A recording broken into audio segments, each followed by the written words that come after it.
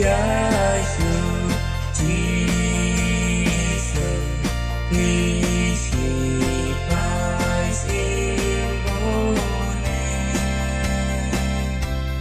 Duka weyakana Toraru kamsyane Ngajing jomsya Kajing jom Rupanya Ponggunam Dino Sunjong Ubabo Syaji Jotin Yanan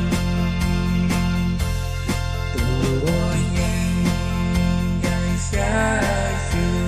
Jesus Katuroy Kalajam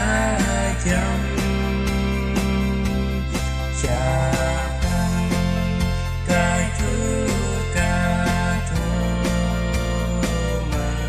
Nyatunya Punggunang Iki baklan Toyien Tikunki Nonyane Jijur kami najima Nginjok lae Tuyen Yesu Jesus Doa kaborjoku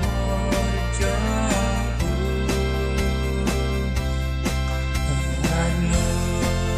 bagi yang mawe kabor Upukan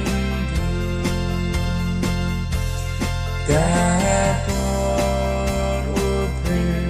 Nakino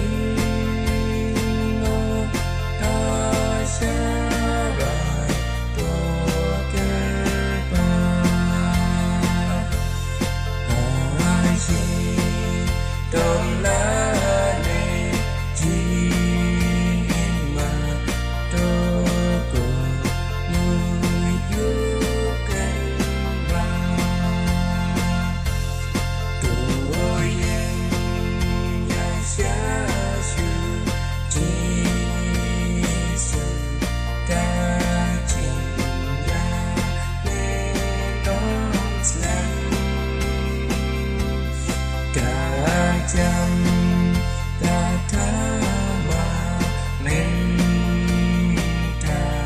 Lasyan Diri Sasyam Haubala Katuma Kanan Dong Joun Ai Ake Using Kaburan